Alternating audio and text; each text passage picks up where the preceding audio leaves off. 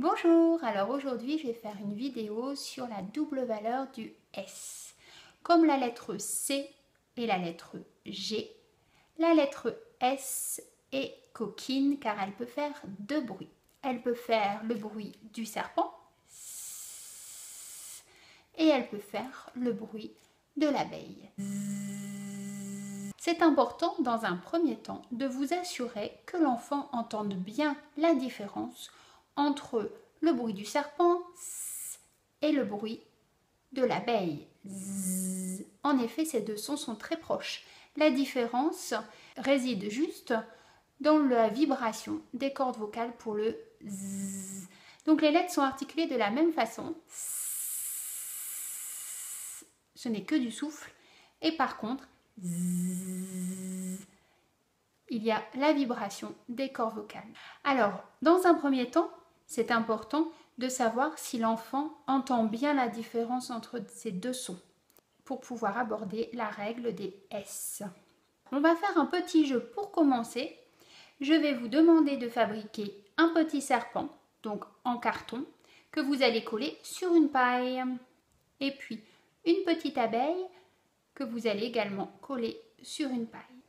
On va donner à l'enfant ces deux petits personnages qui représentent chacun le son et on va demander à l'enfant de bien écouter les mots que nous allons dire, que nous allons prononcer.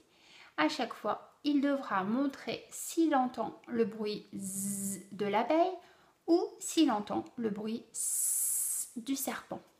Ainsi, vous serez sûr qu'il discrimine bien. Alors, par exemple, si je lui dis poisson, poisson, ah, j'entends le serpent, bravo.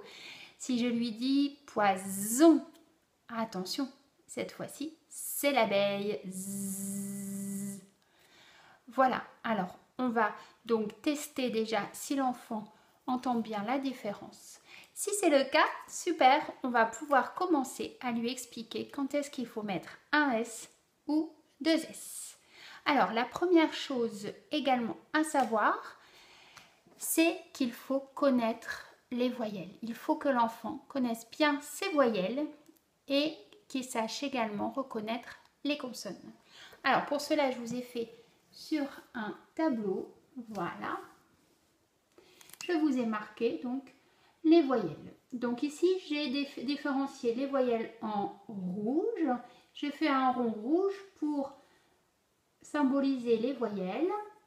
Et donc, bien sûr, les voyelles A, E, I, O, U et Y. Alors, moi, je rajoute toujours le « et », j'en ai déjà parlé, parce que bien sûr, dans la règle, en fait, c'est le « e » qui vaut pour le « et », pour tous les « et ». Mais moi, en fait, je préfère l'indiquer à l'enfant pour qu'il ne l'oublie pas, parce que sinon, pour lui, ce n'est pas forcément évident. Ensuite, en bleu, vous voyez, je vais représenter les consonnes. Alors, les consonnes, je lui dis, bien sûr, les consonnes, ce sont toutes les autres lettres de l'alphabet.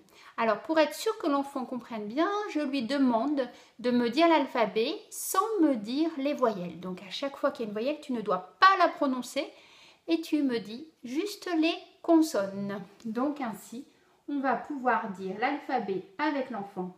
B, C, D, F, G, H, J, K, L, M, N, attention, hein, on ne dit pas le O, P, Q, R, S, T, V, W, X et Z.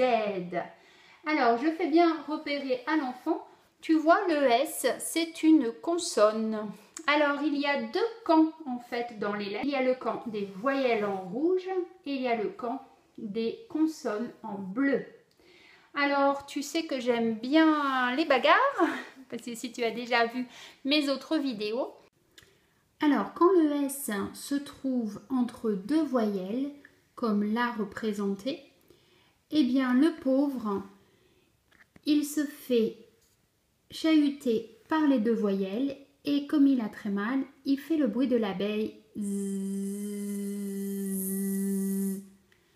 Et comme ça, on peut lire par exemple poison. Par contre, si tu veux qu'il fasse le bruit du serpent entre deux voyelles, il va falloir que tu appelles son frère jumeau.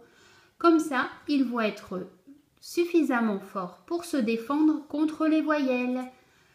Et comme ça, il pourra continuer de faire son bruit préféré, le bruit du serpent. Donc, par exemple, comme dans poisson.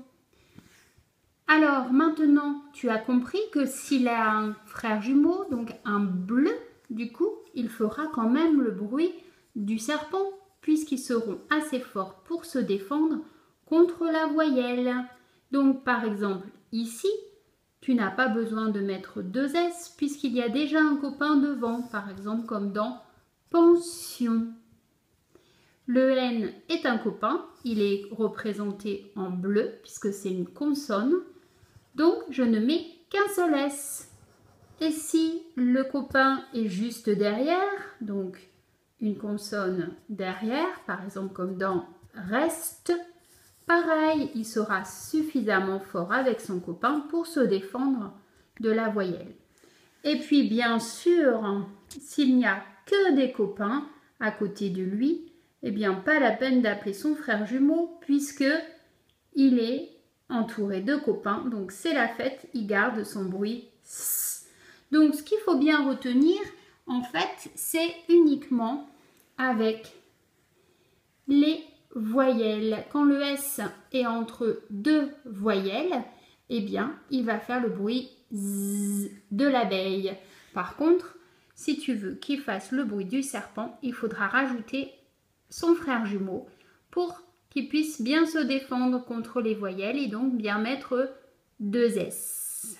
Alors j'espère que cette vidéo va t'aider à mettre correctement un S ou deux S dans les mots. Donc ce qu'il faut bien retenir de cette règle, c'est qu'il y a des notions quand même assez compliquées pour les enfants. Déjà, bien s'assurer qu'ils connaissent les voyelles et les consonnes, ça c'est très important.